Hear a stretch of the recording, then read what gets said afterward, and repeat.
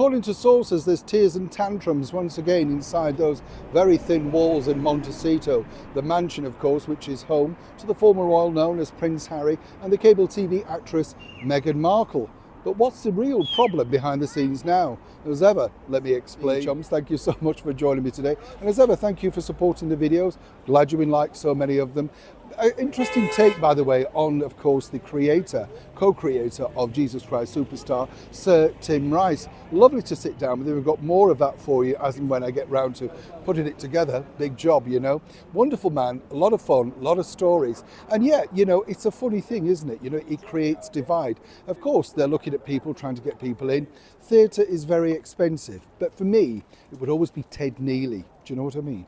Brilliant, wasn't he, in the film? Yes. Have you seen the film version? Love it. Still the best, in my opinion. Now let's get back to your royal story of the day. This is turning into something of a disaster. I often wonder, you know, with Meghan Markle, whether she must think every time she's near something, another disaster happens, you know? If you think about it, she started in the sand with 2025 and everything was going to be marvellous, wasn't it? Then, of course, the terrible fires over in LA, kaputted, whatever you want to call it. Some people say opportunistic, allegedly, the start of her cooking show. Did it really matter in the end? Because it didn't do that well, but nonetheless, a girl's got to try, right? Now, where this gets really interesting is, as many people realise, Meghan is literally on the comeback trail and not slowing down. We've seen stories about her jam, as I pointed out, and also other things that she's trying to push ahead.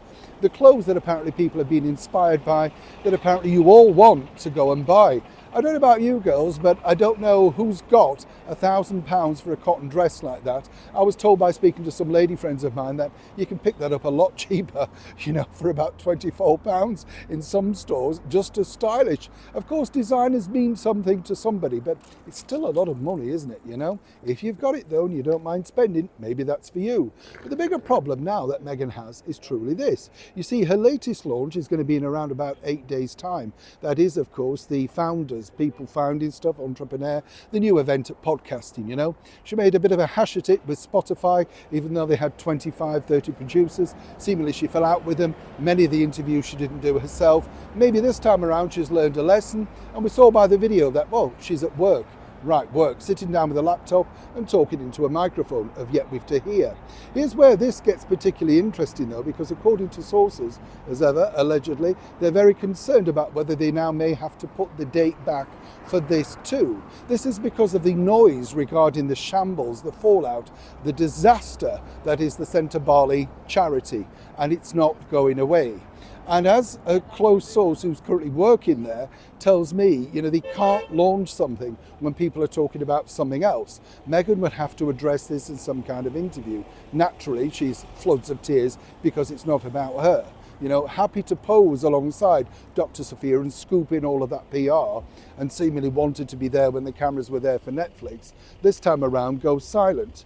But the bigger problem is now, how many false starts truly can a former royal have? And I say that term loosely. For Meghan Markle, seemingly her life since she's departed these shores has been nothing short of catastrophic. But in her eyes, of course, it's never truly her fault. For now, the date remains. They're checking it day by day. What do you think she should do? Should it ever come out? Or should, of course, it really have a moment where this particular very serious set of allegations needs to be addressed? Either way, as often it is the case, Meghan's in floods over in Montecito. Neil Sean in the very heart of London.